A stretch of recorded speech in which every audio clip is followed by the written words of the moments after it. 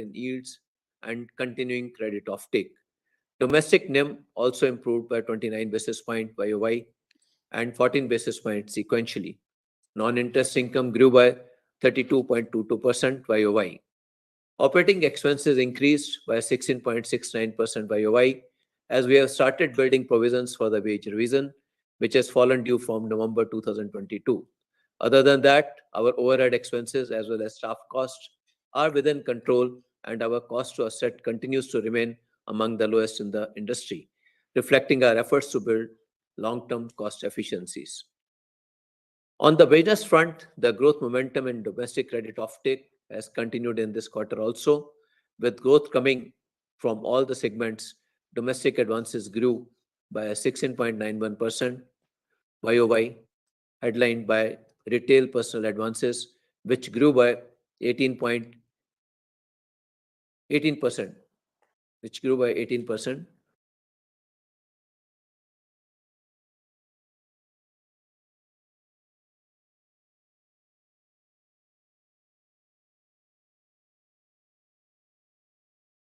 SME and agri advances also posted the double-digit growth at 11.52% and 14.16%. Our personal retail loan book, excluding housing segment, has crossed the milestone of 5 trillion. Domestic deposits grew by almost 8.86% YOY, driven by growth in savings bank and term deposit. Our foreign offices have continued to perform well with good growth in advances as well as deposits. As far as the asset quality is concerned, we continue to post improving outcomes. Our gross NPA has dropped below 1 lakh crore and stands at rupees 98,347 crore. In terms of the ratio, our GNPA ratio has come down by 136 basis points YOY and stands at 3.14%. Our net NPA ratio has also declined by 57 basis points and stands at 0.77%. Slippage ratio for the quarter stands at 0.41%. The consistently improving asset quality is also reflected in our credit cost, which is at 21 basis points for the quarter and is down by 28 basis points YOY. On the restructuring front, our total exposure under COVID Resolution Plan 1 and 2 stands at 26,035 crores as at the end of quarter 3 of financial year 23. The restructuring book has behaved well, with almost about 10% of the exposure falling under SMA 1 and SMA 2 category. We are holding sufficient additional provision against the restructured account. As you might recall, we are holding almost about 30% provision, but we are quite hopeful that the kind of NPAs which we have seen in this book, which is somewhere around 2%, we should be in a position to ensure that we don't have any challenge coming from this book. The bank remains very well capitalized, and we expect that our internal accruals will be adequate to take care of the normal business growth requirements. Our capital adequacy ratio, without adding the profit for the 9 months, at 13.27% and CET ratio at 9.26%, are well above the regulatory requirement. Digital continues to be an important acquisition engine for the bank across assets as well as liability products. During the quarter, we have sourced 64% of our savings accounts and 41% of the retail asset accounts digitally through YONO. Our subsidiaries have also consistently performed well and continue to create significant value for all the stakeholders and, most importantly, for the customers. Most of our subsidiaries are leaders in their respective segments. We will continue to nurture these subsidiaries and see them creating value for their own shareholders as well as the shareholders of SBI. Now, before I conclude, I thank you all for your continuous support to the bank. We consider it a privilege to be able to contribute towards the growth of our economy. We remain committed to reward your trust in us with superior sustained returns over the long term. I wish everyone here good health and a happy weekend. The floor is now open for your questions. Thank you. Thank you so much, sir. Now we'd like to move to the media Q&A. I request the media to raise their hands and unmute themselves when called upon. As always, given the time constraint, we request you to follow the format of asking 2 questions each related to the results. The first question is from Ankur Mishra of ET Now. Ankur, please go ahead.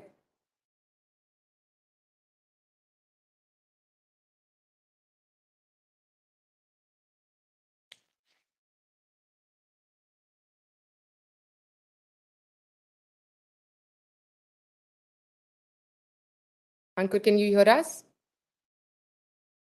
Um, Hello. Am I audible now? Yep, please go ahead. Yes. Hi, sir. So my question is regarding the credit growth. Now, 2 quarters in a row, you have clocked in a decent growth. Last time you said that there is some scope for revision in the credit growth target for the financial year. I mean, that currently is.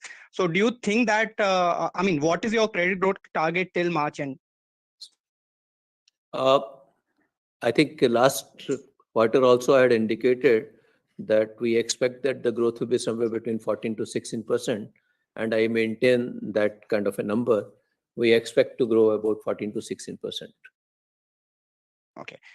Also, how should one read into the provisions coming down, especially loan loss provisions, which is again less than the what market expectation was?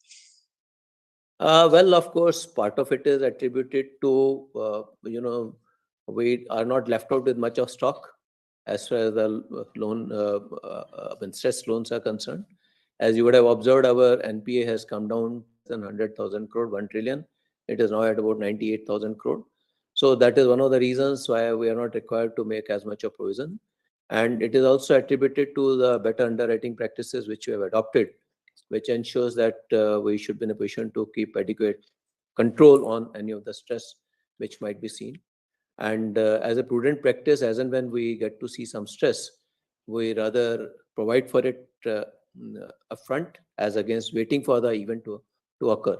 So I would say that part of it is also our own our strong underwriting practices, and part of it comes from the ecosystem as well. Last question will be there on CASA ratio, which is on decline. What has been the reason for that? And overall, the deposits growth compared to credit growth is a little muted. So what is your comment on that? Yeah, deposit growth, I think in the system as a whole, we have seen for the banking system, we have seen lower growth. So I think it is essentially in line with what is happening in the industry. Of course, when it comes to savings bank deposit, in terms of number of accounts which are opening, they are pretty large in number, and I expect that with some kind of a liquidity easing in the system, perhaps we'll have a situation where this growth will also grow up. It will go up, and as of now, we are comfortably placed to ensure that we should be in a position to support the balance sheet growth as far as the loan book is concerned. Thank you so much, Ankur. So the next question is from Ritu Singh of CNBC TV 18. Ritu, please go ahead. Mr. Khara, first, you've given us your guidance on credit, growth, but what about asset quality? We've seen that improvement quarter on quarter for the last few quarters. Now your net NPAs also are at less than 1%. What could you tell us now that we're closing the financial year in this quarter? What would the asset quality look like? That's the first question. Where the slippages also came from. I know they've come down to about 3,000 crores in this quarter. And secondly, since you're the largest lender to Adani Group, while we read your statements that the exposure is within the large exposure framework limits, could you tell us more about what the absolute quantum is? If there's any sort of concern there, if you've increased provisions or will look to increase provisions because of what's been happening, with the stocks in the last few days?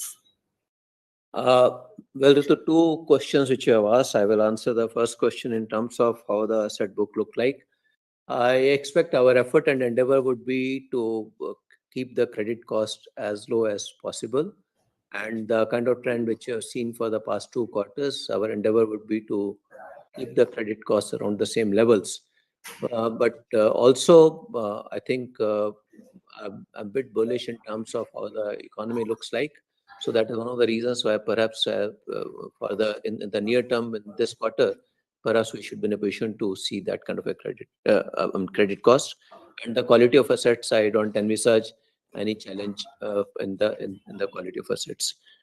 Your second question in terms of exposure to Adani, we have lent to Adani for projects which are, in fact, having tangible assets and which are having adequate cash generation, and they have been in a position to meet their obligations. And as far as the quantum is concerned, that is actually just about 0.8, 0.9% of our total loan book.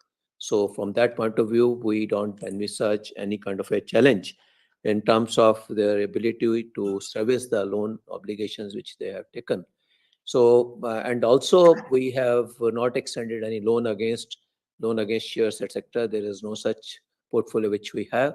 So the impact of the stock market prices of the stocks will not really impact any of the margin calls, etc., and any of the uh, loans which they have raised from us.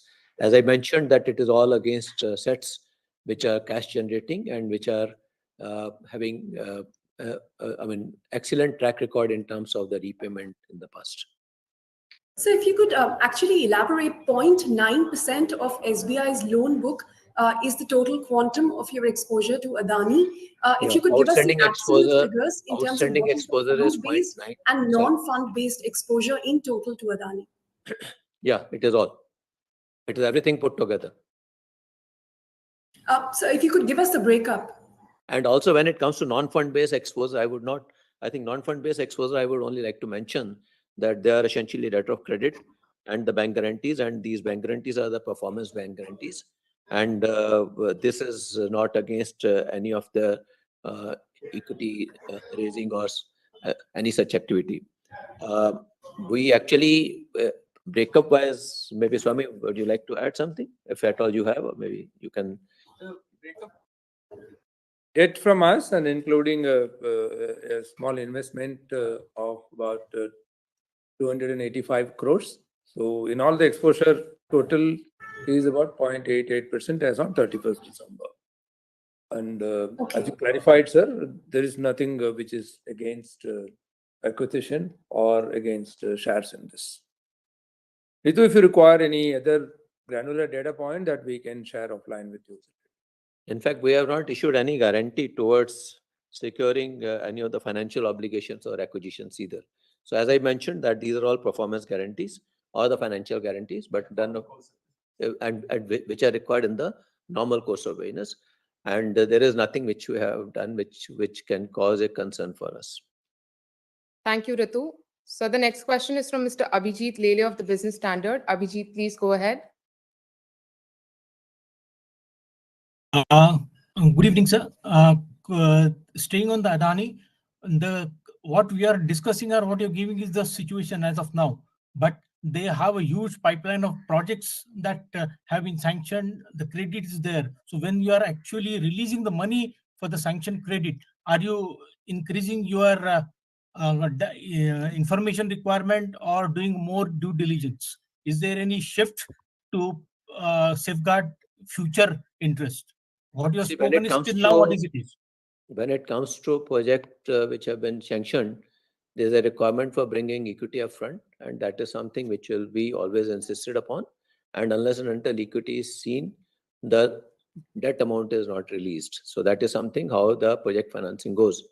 So I think on that particular count also, as of now, the kind of projects which have been where we have granted the facilities, they are the one where already the equity is already seen. It is not that we are waiting for some equity. So, but as far as going forward, each of the project, each of the of such proposal will be evaluated on its own merit. So, and also it is a discussion which is vested with the credit committees and also the sanctioning authorities. So everybody will be very mindful about what the situations are, and accordingly decisions are taken.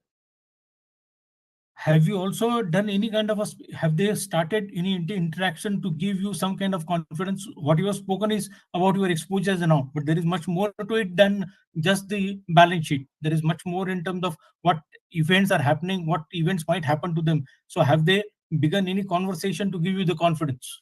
No, as of now, it's a normal course of things which we are doing, but any special engagement we have not yet started. If need be, we will engage with them. But as of now, as I mentioned, that lending which we have done, it is against the projects which are having adequate cash generation. So for us, for the time being, there is no concern. Okay, and the last one is about the deposits. What is the guidance that you are giving? Because 8.8 or something is slightly even lower than the industry level. So in the coming this quarter, assuming that you might increase your pace of fundraising, so what would be the guidance for, as far as the deposit is concerned for FY23? No, we have, as far as deposits are concerned, we are already, we have activated our ground level machinery for shoring up the deposits. And I'm sure we have seen it in the past also. There is some lag in terms of when we prioritize certain things. And by the time we see the results, we have already seen it in the SME book and also in the agri book. And we are quite hopeful that we will be in a position to see very good traction as far as the deposit mobilization is also concerned. We have increased our term deposit rates in the past, in the recent past, and we are depending upon the asset liability mismatch. We are ensuring that we be, in fact, will be very. We should have a balanced approach towards the depositors' interest, and would like to mention that our cost of resources have gone up by just about 7 basis points by adopting this kind of an approach, which has actually helped us in ensuring that the efficient operation remains the cornerstone of the bank's balance sheet. So no guidance you're giving in terms of the year-on-year growth? Much of it will depend upon how the economy will have the. Normally, this quarter will also get to see some kind of liquidity flowing in, so that will also give us some opportunity to shore up the deposit, but no guidance as such. Thank you so much, Abhijit. The next question is from Mayur Shetty of the Times of India. Thank you, sir. I had two questions. One on deposits. The preceding quarter, the increase has been only some 23,000 crore, it looks like.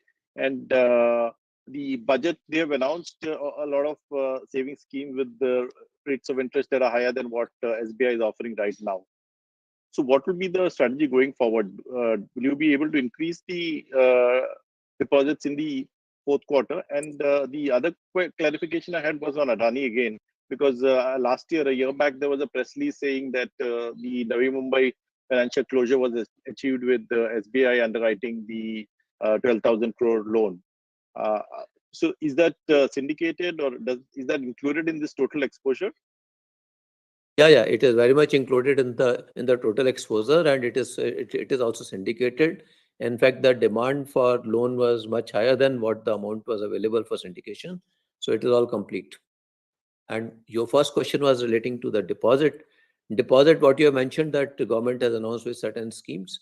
We are quite mindful and we are quite cognizant of the competitor strategy in this matter, and we ensure that we should be offering the deals which are equally competitive as well. But at the same time, we are ensuring that it should not really unduly impact our cost of resources. So do you see a pressure on margins now in the coming quarter because of? I don't think so, because as I mentioned that even last quarters also we have increased our deposit rates, and it has resulted into the increase in cost of resources by 7 basis points. So I don't think so that based upon the kind of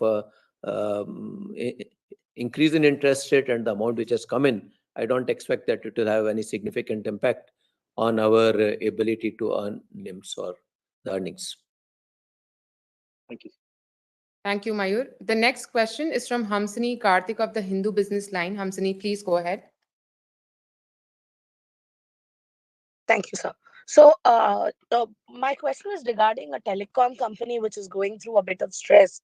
There have been reports on and off that they've approached SBI for additional lending support and so on. Where exactly are we with respect to that? And does it continue to remain a standard asset in your book? That's one question. The second question is on the cost of deposits, sir. When I look at SBI's cost of deposits, it's risen a little, but in comparison to private banks, the raise is much smaller. going forward, if the liquidity situation does remain tight, you did mention about next month being a little easy, but on a longer term basis, if it does remain tight, do you see SBI increasing rates faster than what it did in the past? Uh, First question, as of now, that the company which you have in mind is Mm, honoring their commitments, and as far as the income recognition norms are concerned, it's a mm. performing asset. But we are always very mindful of the stress, and wherever required, we ensure that we should start building up the provisions. That is something which I would like to mention. And second So far question. as the bank built the provisions, are sorry to interrupt. Uh, See, as I mentioned, we normally don't discuss specific accounts. I'm just giving you the broad outline in terms of our strategies. So I would not like to divulge anything on that particular account. But nevertheless, uh, as I mentioned, that we are very cognizant of the potential stress which can affect the balance sheet, and we take appropriate steps so that we keep our balance sheet insulated from any potential stress. That is one aspect. Second question is relating to our, as I mentioned, that our cost of deposit have gone up just about 6 to 7 basis point. Uh, Mm. Going forward, much of it will depend upon how the opportunities will emerge. What will be our ability to gather deposit, as we have some elbow room available, and at the appropriate time we'll be using that elbow room without really impairing our NIMs or the profitability levers.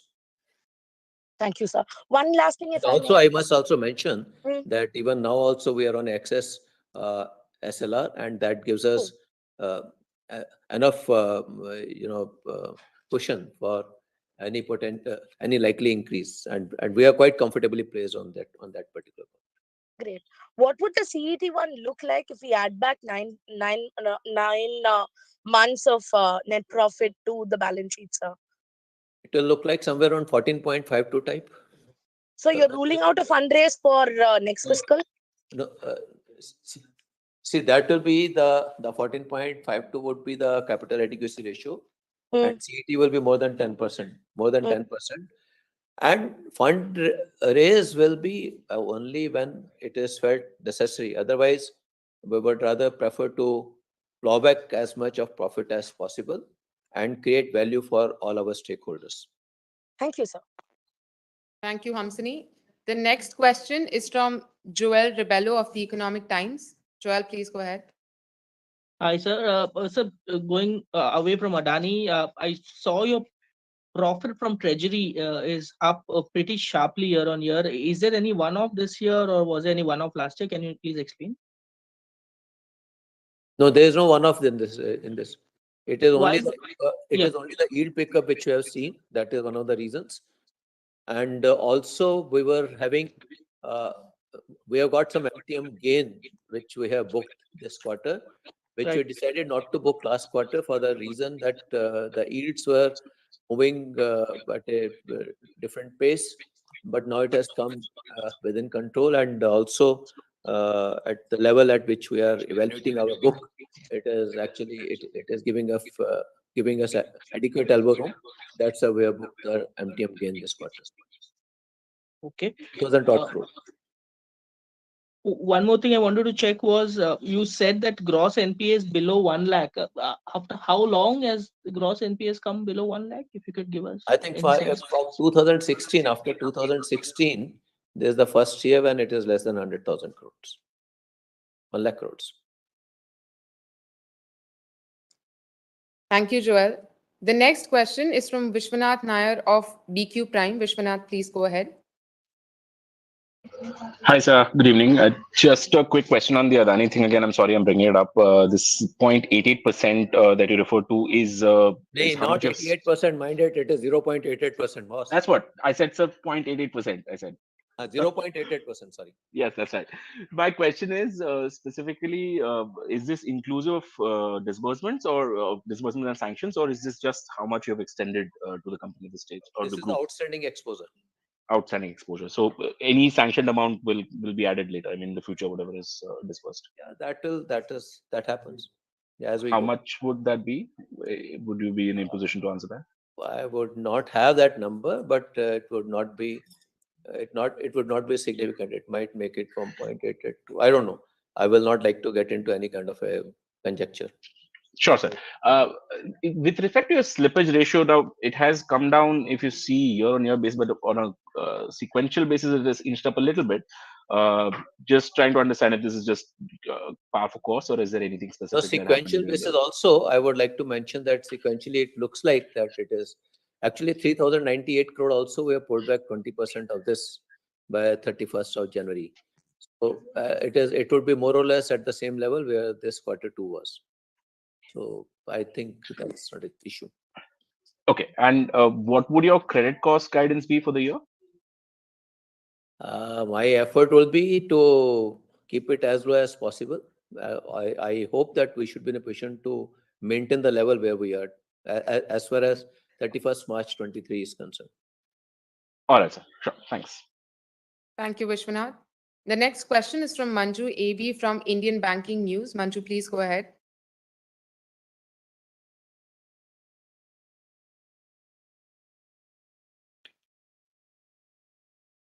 Manju, if you could please unmute yourself.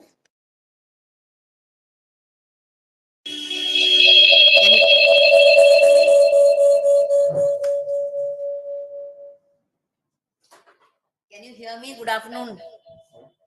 Yeah, please go ahead, Manju. I just wanted to just know, like, to reach a credit growth of 16%, what is the amount of deposit growth that you would require?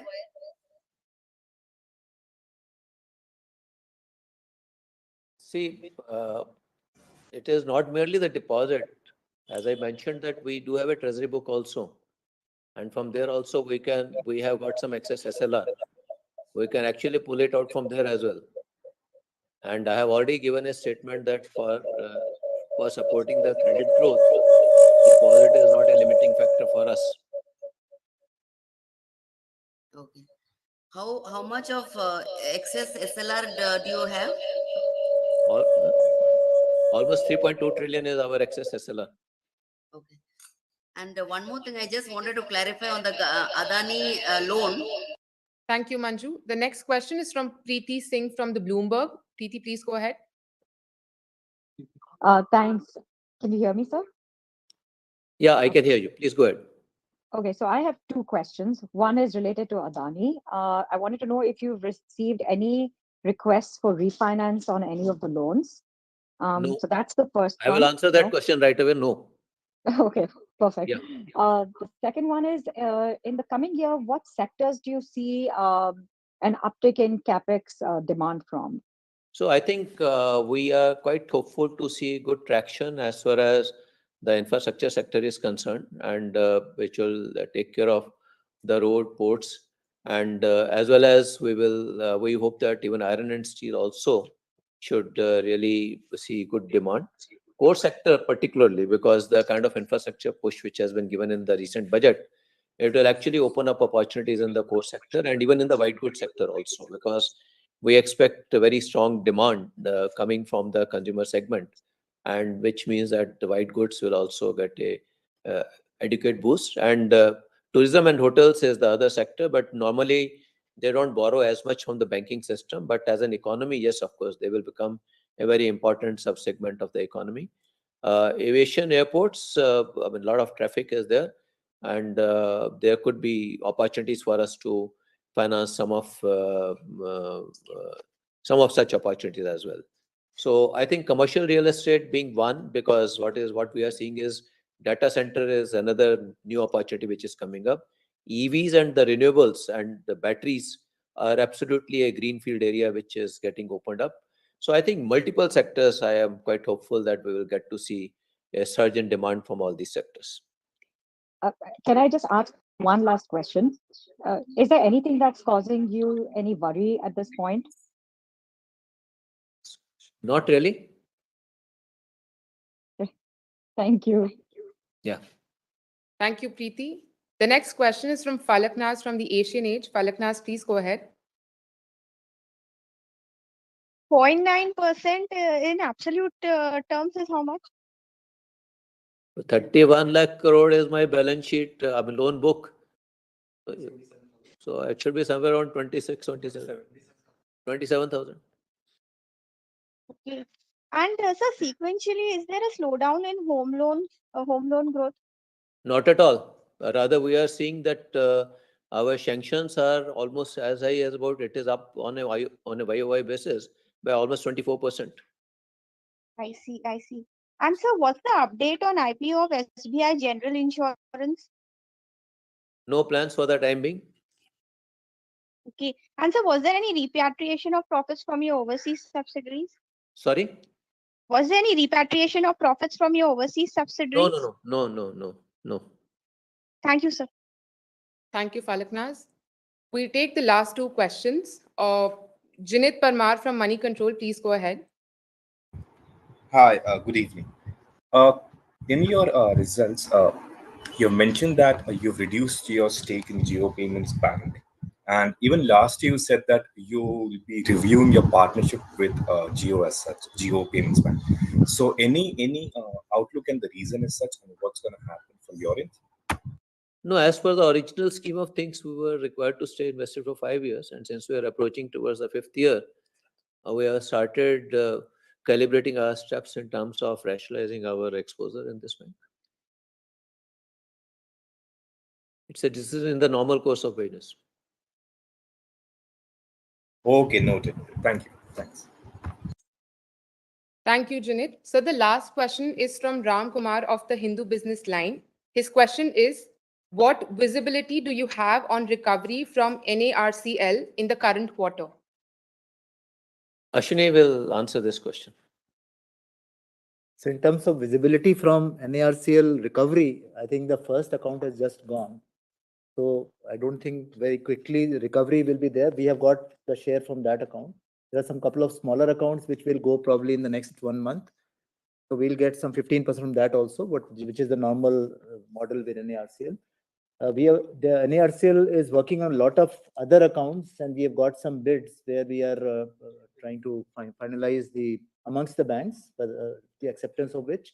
So I think we should see much more happening towards the end of the quarter or maybe early next quarter. I think I would like to add Ashwini's answer by one more statement.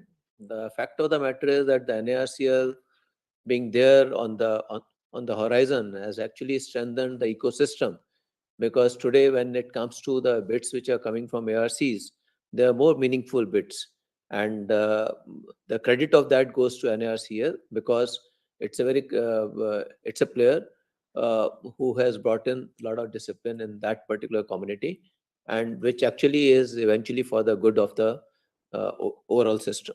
And which we see by the number of counter offers we have got. The number of counter offers which you are getting from various other ARCs is also something which you have seen only after the NARCL coming on the forum.